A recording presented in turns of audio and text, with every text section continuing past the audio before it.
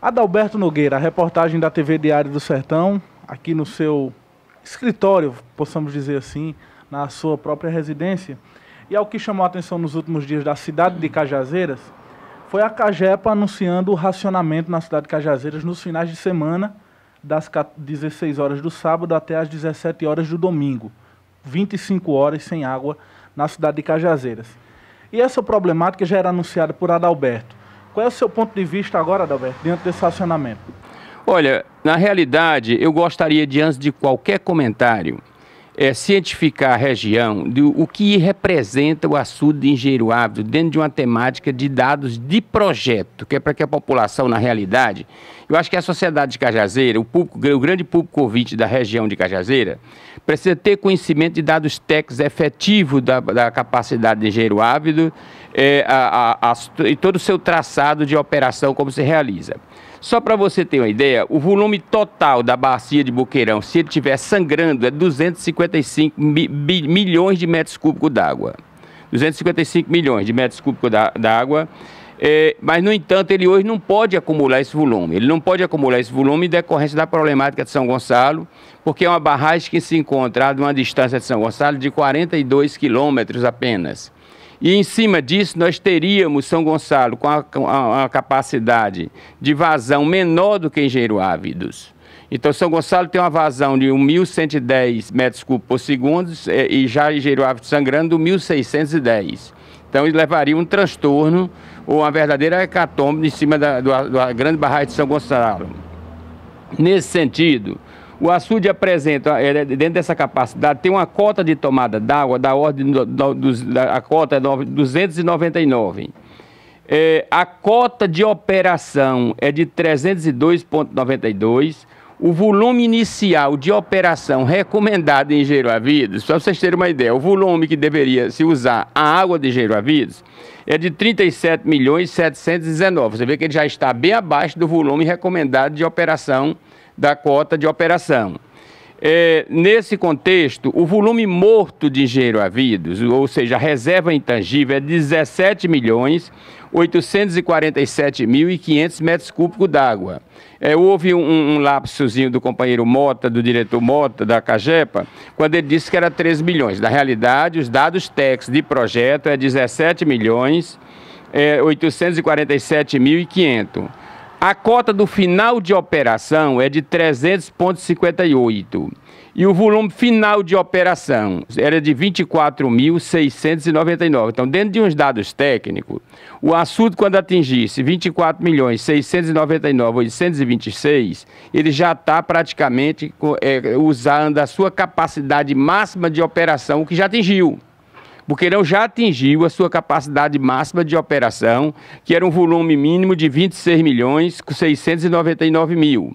É tanto que hoje nós estamos com bombas flutuantes, porque o sistema de comporta não mais libera água. Em cima disto, é preciso que se faça todo um monitoramento, todo um quadro de simulação, no sentido de se medir diariamente a evapotranspiração acontecida, o consumo diário da cidade de Cajazeiras, praticamente de Cajazeiras hoje, e praticamente nas áreas não está nem recebendo água. Então praticamente o açude está limitado mais a Cajazeira. Muito embora eles digam que a ANA fez uma batimetria, eu sei bem que São Gonçalo foi feita, a batimetria de São Gonçalo, mas Engenheiro Ávidos ainda não chegou ao meu conhecimento essa batimetria. Dentro dessa análise de projeto, ele hoje se encontraria aproximadamente com 24 milhões e pouco, o que eles fixariam de 10%. Eu não vejo esse açude hoje com a capacidade de 10%. Até porque na cota de 93, ele chegou a menos do que isto.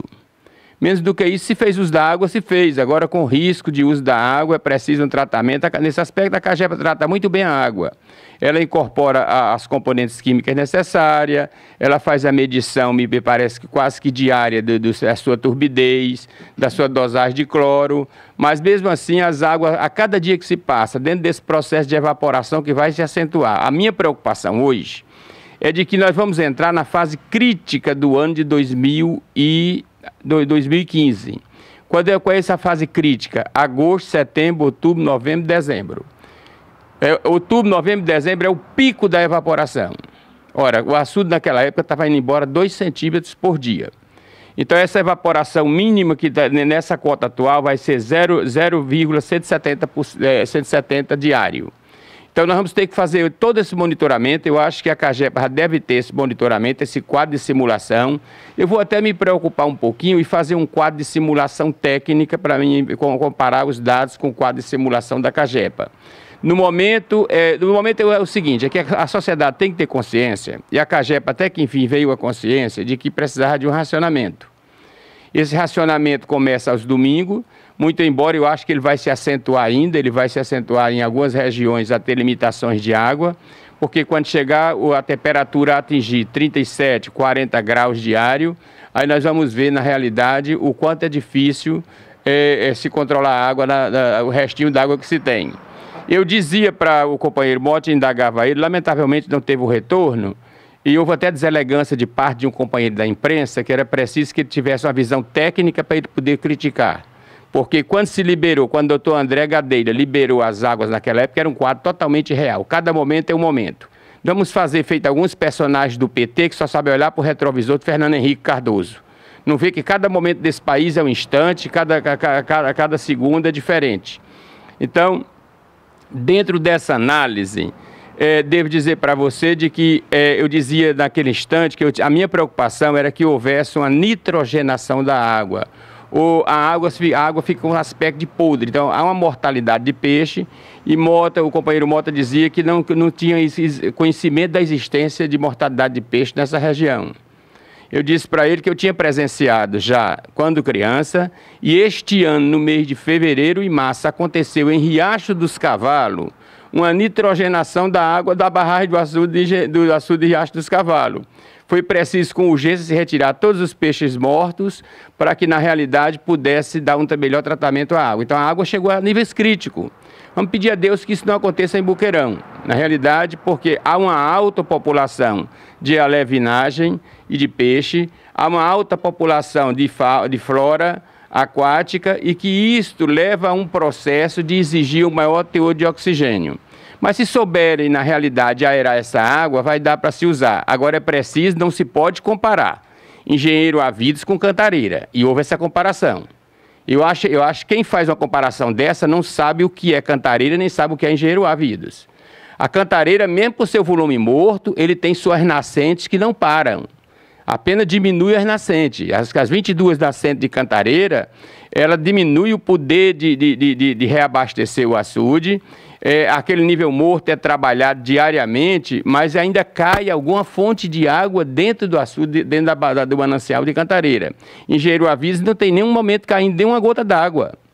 Então, em cima disso, há uma diferença muito grande que não pode se comparar volume morto de Cantareira com volume morto de Engenheiro Avidos.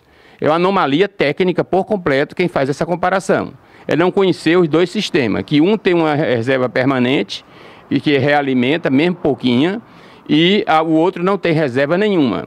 Mas o mais interessante de tudo isso, o que tem de positivo, é que houve ainda, até certo ponto, uma preocupação do racionamento, de ser feito no período de final de semana. Eu acho que outras medidas terão que vir com mais dureza ainda, né?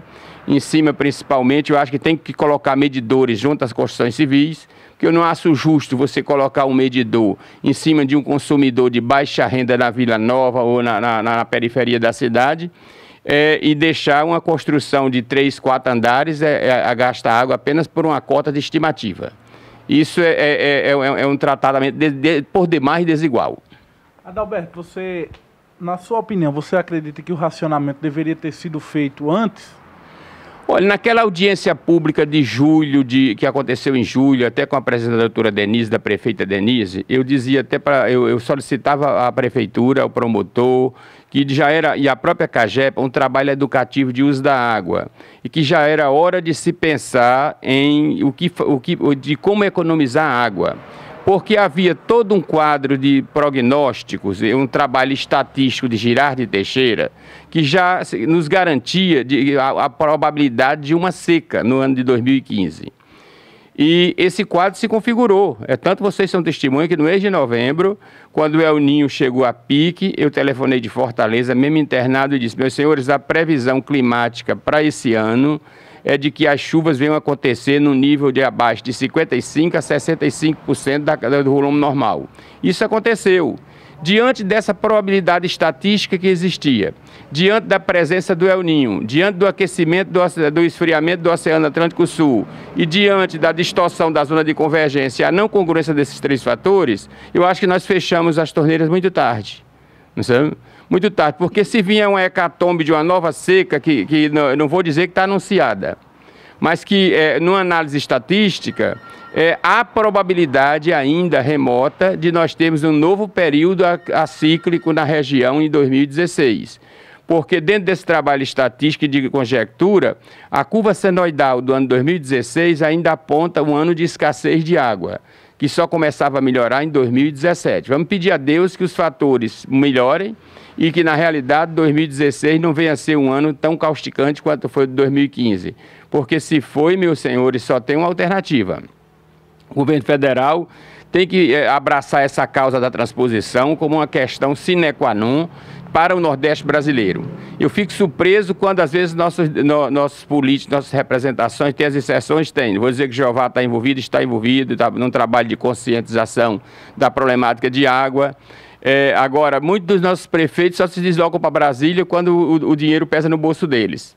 Na hora que cai a cota, fazem caravana e vão para Brasília. Eu não vi nenhuma proposta, ainda não vi nenhum grande discurso, a não ser de Raimundo Gomes de Matos, do Ceará, e de um outro deputado, me parece aqui do Rio Grande do Norte, com relação à problemática da seca do Nordeste brasileiro, da iminência com que o governo deveria encarar o problema. Nós temos que urgentemente, se essa transposição tivesse sido pensada, uma grande parte dela em tubulação fechada, nós íamos ter as águas escorrendo com mais brevidade.